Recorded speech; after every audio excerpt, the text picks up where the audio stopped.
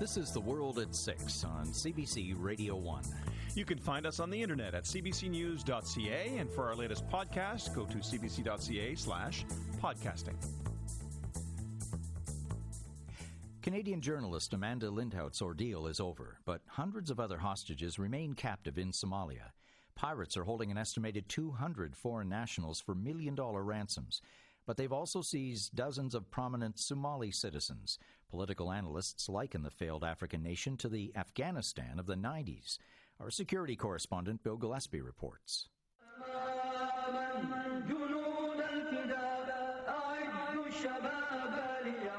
They call themselves Al-Shabaab.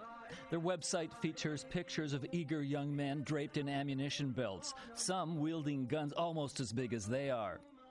Taliban is Pashto for the students. Al-Shabaab is Arabic for the youth. And terrorism researcher Evan Coleman says similarities between the two groups don't end there. Shabaab is not a government, it's an armed movement. It really has become a repository of people who are fanatics in the worst sense of the word. Coleman is frequently called as an expert witness at terrorism trials in Europe and the United States. He says, like the Taliban did in the 90s, Shabaab is winning popular support by bringing security to millions of ordinary Somalis, albeit by enforcing a brutal version of Sharia law. The beheading of alleged criminals, chopping off hands, stoning women for adultery. It's been 18 years since Somalia had a functioning national government.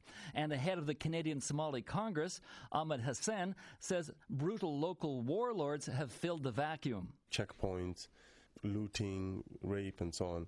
Private militias that answer to no one. They kidnap people for ransom, such as Amanda Lindhout. But recently we have a new phenomenon in Somalia, which is an Islamist militia. Hussein says when the Shabaab fighters move in, at first people welcome them. The first thing that they do when they take over an area is they at least provide security. And that security is very, very attractive, especially to the business community, because that means they're not susceptible to looting. It's also very attractive to women because they're not raped. But recently, Al-Shabaab broadened its focus. Its leader declared allegiance to Al-Qaeda. Security expert Evan Coleman says Shabaab is no longer only a Somali problem. Shabaab has and is recruiting individuals in foreign countries, including very specifically the United Kingdom, the United States, and Canada.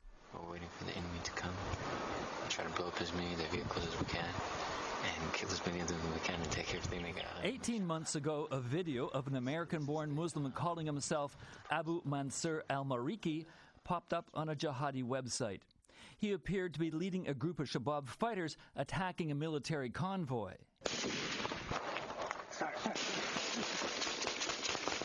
At about the same time, 20 young Somali men suddenly disappeared from Minneapolis, later showing up with Shabaab.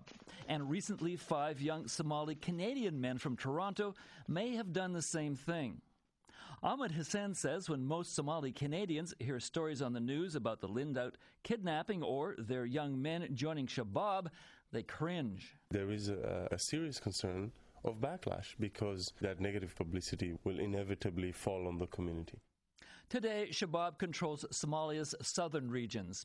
It's also fighting the Western Bat government on the streets of Mogadishu. Bill Gillespie, CBC News, Toronto.